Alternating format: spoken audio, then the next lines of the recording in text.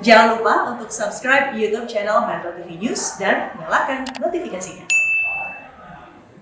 Namun perayaan Idul Adha tentu tidak lepas dengan daging kurban. Sebagian masyarakat ada yang memilih untuk langsung mengolahnya, namun juga ada pula yang memilih untuk menyimpan daging kurban dan tidak langsung mengolahnya. Lalu apa saja tips atau kiat khusus untuk menyimpan daging kurban dan bagaimana cara membersihkannya? Kita langsung ngobrol dengan Chef Handri yang sudah bergabung melalui sambungan Zoom.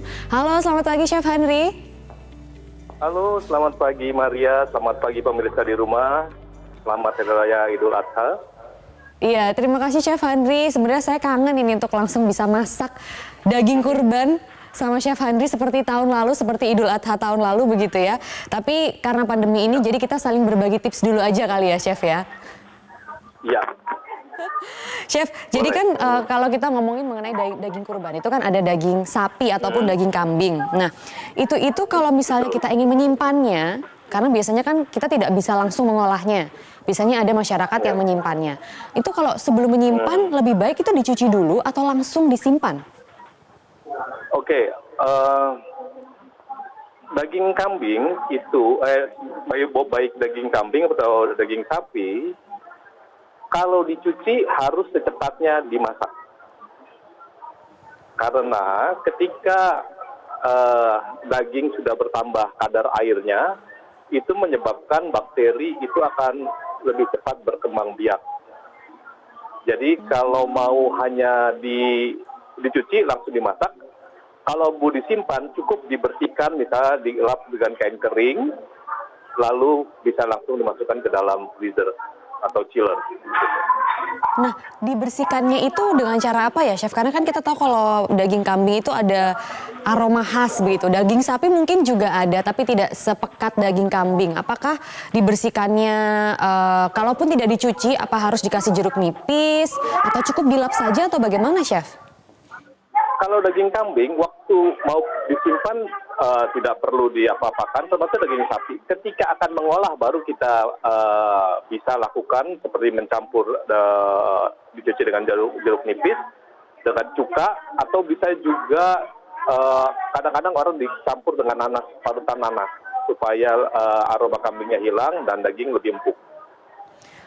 Jadi kalau mau diolah baru ya, Chef, baru kita tambah-tambahkan itu tadi. Itu biasanya berapa lama Chef kita mungkin harus membersihkannya dan menambahkan jeruk nipis ataupun nanas? Apakah semalaman atau cukup beberapa jam sebelum dimasak atau bagaimana Chef?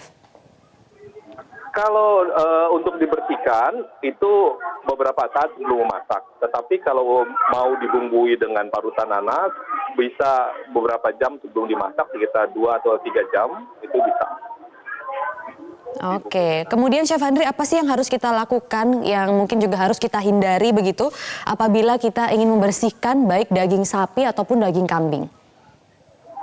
Oke, jadi gini, sebetulnya yang kita harus perhatikan adalah dari awal ya. Waktu kita mendapatkan daging kurban, itu daging kurbannya harus dalam keadaan sehat. Makanya orang yang melakukan kurban atau panitia kurban harus memperhatikan sumber daging atau sumber sapi atau sumber kambingnya itu apakah ada di zona yang baik. Misalnya apakah ada di zona antraks, itu yang pertama. Apakah mereka memberi pakan sapinya secara baik dan benar, karena itu akan mempengaruhi kandungan daging di dalamnya. Jadi sumber awalnya dari peternakan kita harus tahu, itu yang pertama. Yang kedua, waktu penyembelihan. Nah, waktu penyembelihan harus diperhatikan adalah apakah setelah daging dipotong diletakkan langsung ke lantai atau ada wadah. Terus apalagi, apakah setelah itu dibagikan, apakah wadahnya memenuhi standar kesehatan. Misalnya kadang-kadang kita menggunakan kantong plastik yang tidak dianjurkan untuk makanan, jadi mengakibatkan makanan itu mengandung racun. Nah, setelah itu daging itu sebaiknya langsung kita dapat, kita pisah-pisahkan dulu. Kadang-kadang kan panitia itu mencampur antara daging dan jeroan dan tulang. Jadi sebelum kita olah atau kita simpan, kita pisahkan dulu, kita lihat yang bersih. Seadanya kita bisa kita lap dengan kain kering, lalu kita simpan dengan setelah dipisahkan. Dan bila dagingnya itu kelihatan kotor sekali ya, itu bisa langsung kita cuci dan kita langsung olah. Baiknya kalau dagingnya kelihatan kotor, jangan kita simpan karena potensi rusaknya itu akan lebih cepat.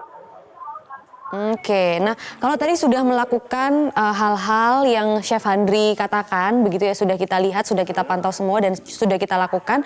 Kalau kita ingin menyimpannya, itu bisa bertahan berapa lama Chef di kulkas ataupun di freezer? Oke, saya sarankan bakteri berkembang itu karena kalau tadi kan daging itu mengandung protein yang tinggi, jadi akan cepat rusak. Nah, untuk memutus rantai berkembangnya bakteri, itu salah satunya adalah disimpan di dalam kulkas. Jadi bakteri tidak berkembang di bawah 5 derajat Celcius. Jadi seandainya daging itu dimasukkan ke dalam kulkas, kulkasnya temperaturnya juga harus dalam keadaan baik. Jadi kalau dalam fridge itu paling nggak harus di bawah 5 derajat Celcius, dan itu sebaiknya dalam 3 hari, kalau dalam chiller atau kulkas biasa, dalam 3 hari harus sudah dipakai. Tetapi bila sudah dibersihkan, lalu kita masukkan ke dalam freezer dengan pengemasan yang baik, ya, itu bila dibekukan, itu daging kambing atau daging sapi kurban itu bisa bertahan sampai di atas 3 bulan. Wah, cukup lama ya sebenarnya ya, Chef. Ya, itu makanya yang harus diperhatikan adalah cara sumber hewan kurbannya dan cara pengolahannya, waktu kita terima dipisahkan. Terutama kita perhatikan antara jeroan dan daging. Nah, jeroan itu mempunyai bakteri yang lebih tinggi, makanya kita sarankan antara jeroan dan daging itu dipisahkan. Nah, Chef Handri, kalau begitu kan juga banyak nih masyarakat yang biasanya ada juga sebagian yang merebusnya dulu begitu sebelum disimpan ke lemari pendingin. Nah, itu sebenarnya lebih baik atau bagaimana sih, Chef, kalau kita merebus dagingnya dulu? Seandainya daging kurban kita rebus dulu itu tidak masalah. Tetapi yang harus diperhatikan setelah direbus, tetapi waktu menyimpan itu harus hati-hati. Karena setelah disimpan, makanan itu dalam kulkas harus temperaturnya harus mencapai 5 derajat Celcius kurang dari 4 jam. Jadi sebaiknya seandainya direbus kita potong kecil-kecil. Jadi dagingnya itu bisa cepat dingin walaupun sampai bagian tengahnya daging. Gitu. Jadi kalau untuk jangka waktu penyimpanan lebih baik tidak direbus dulu ya, Chef? Jangan, bukan begitu maksudnya ya. Seandainya disimpan atau direbus atau sama saja, tetapi yang harus diperhatikan adalah ukuran potongannya. Jadi kalau terlalu besar, takutnya nanti temperatur di dalamnya, misalnya luarnya dingin, tetapi di dalamnya tetap panas. Itu yang berbahaya sebetulnya. Jadi disarankan saat direbus pun atau dibekukan itu dipotong kecil-kecil, jadi lebih cepat. Jadi saat direbus pun nggak masalah selama potongannya kecil dan bisa dingin di bawah 5 derajat Celcius kurang dari 4 jam. Baik. Nah, Chef Handri, sedikit lagi sebagai penutup juga, apalagi yang bisa disampaikan, apalagi kiat-kiat dan juga tips untuk menyimpan daging kurban ini? Daging kurban yang tadi selain dipisahkan, dipotong dingin, dipotong agar bagian tengah cepat dingin. Yang diperhatikan adalah wadahnya, tadi sudah saya sampaikan. Dan yang perlu diperhatikan adalah tangan kita sebelum menyentuh daging itu sebaiknya harus sudah dicuci bersih. Lebih baik lagi kalau kita menghindari menyentuh daging itu dengan tangan.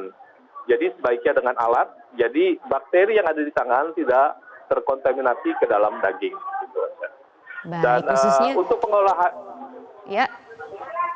Untuk pengolahannya tadi kan kita bicara kambing suka ada bau perengus ya. Nah itu saya sarankan dagingnya itu direbus dengan rempah-rempah, dengan cengkeh, bunga lawang, kayu manis, jahe, lengkuas, serai, daun jeruk. Kita rebus dulu dengan garam, baru setelah itu kita bisa masak.